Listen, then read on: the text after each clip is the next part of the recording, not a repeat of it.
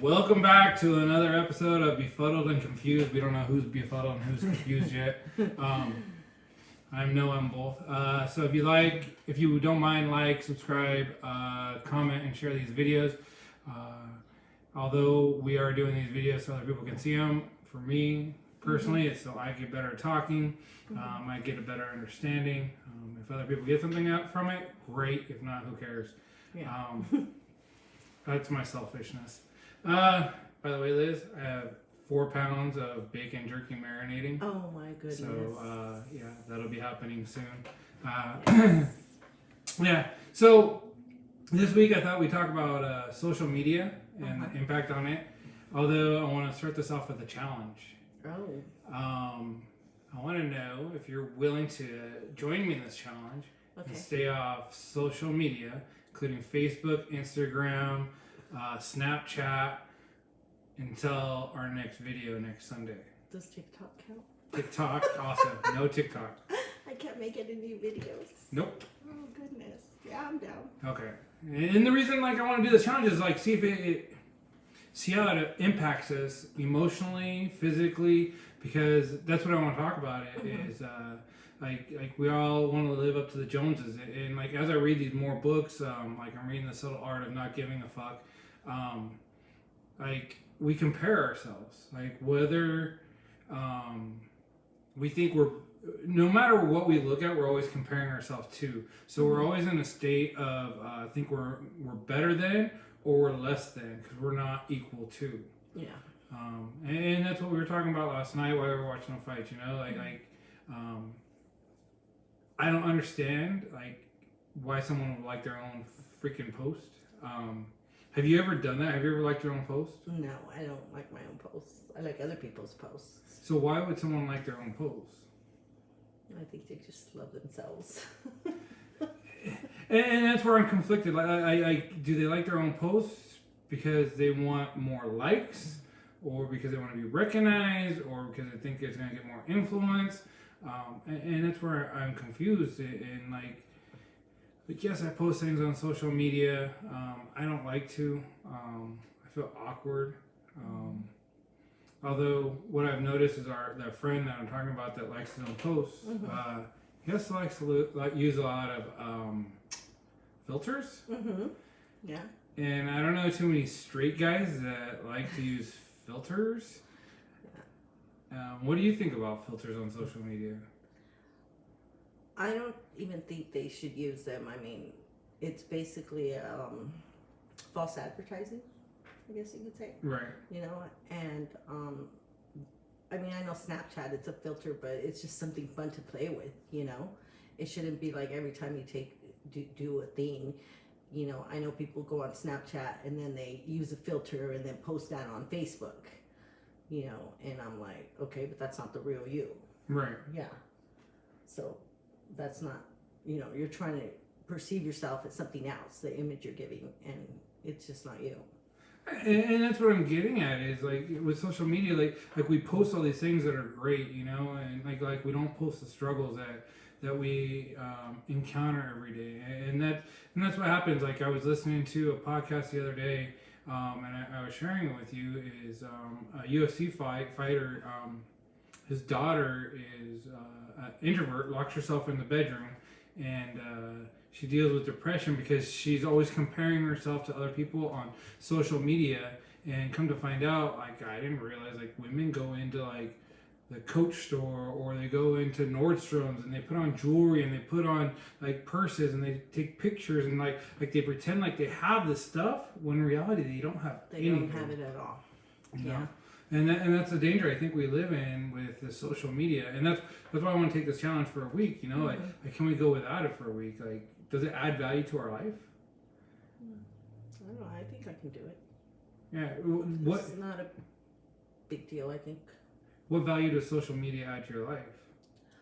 I don't think it adds any value. I really, for instance, Facebook, the people on my Facebook, it's people I know. I don't have these 2,000 friends, some people where, do you really know these people? No. Right. Yeah.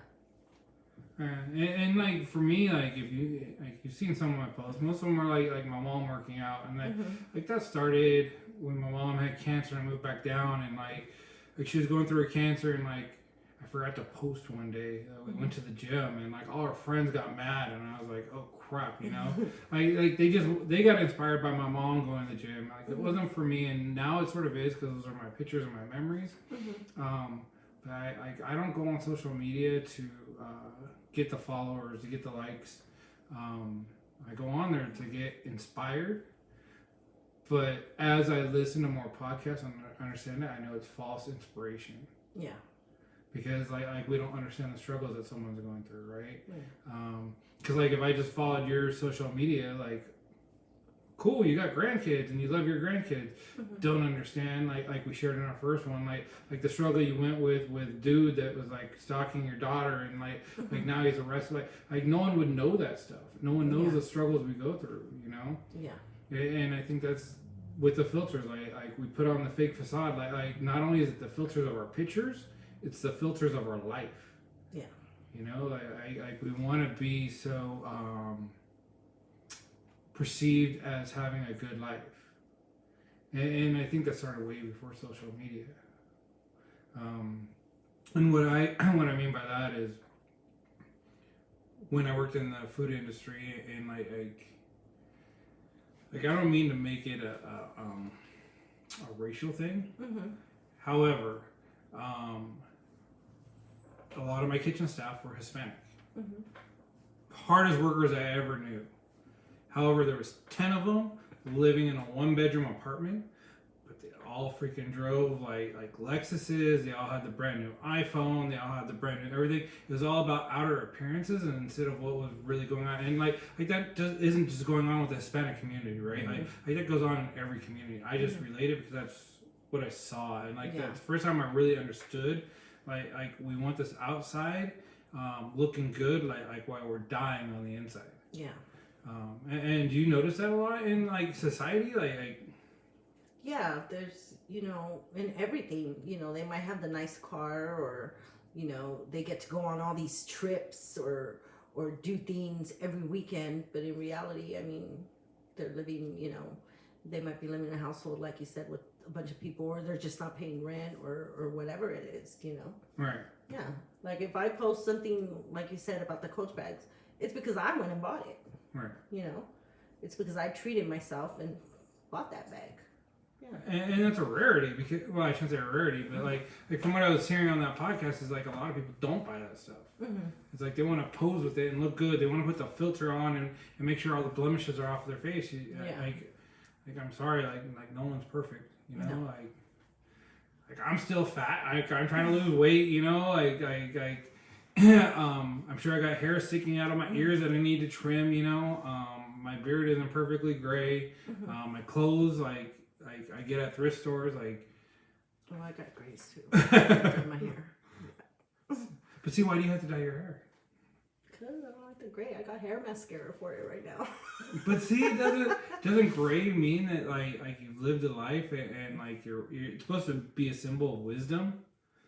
So you're covering up your wisdom? I don't know. I was thinking of getting gray highlights. Yeah. So I mean, like it'll be interesting to see what happens over this next week, because like for me, like I'm on social media all the time, just scrolling.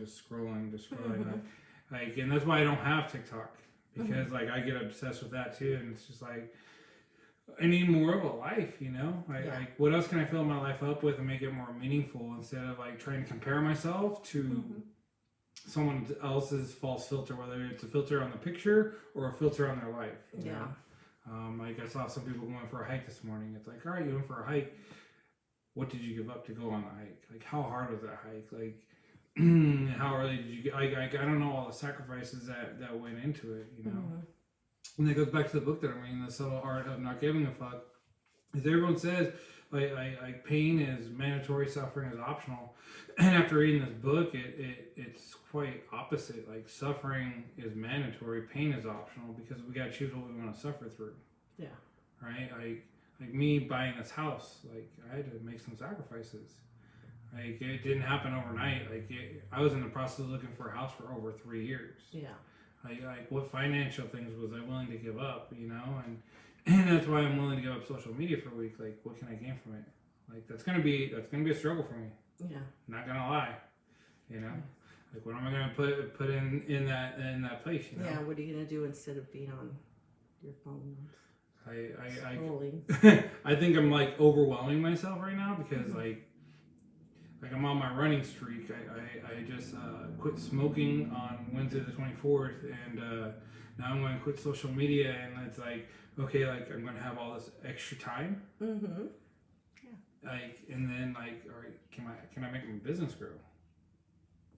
Can I come up with better ideas for this? Can we talk more and come up with better ideas? You know? Yeah. So what are your thoughts? I think it's a good thing. Right now I have a lot of time on my hands because I took at least a week off of doing my second job, which is Uber, you know, and that's only because, you know, I've just been doing it and I feel stressed down, and right now I'm a little bit stress-free, you know, since, you know, a certain person's in jail and I don't have to be looking over my shoulder or worrying about my daughter.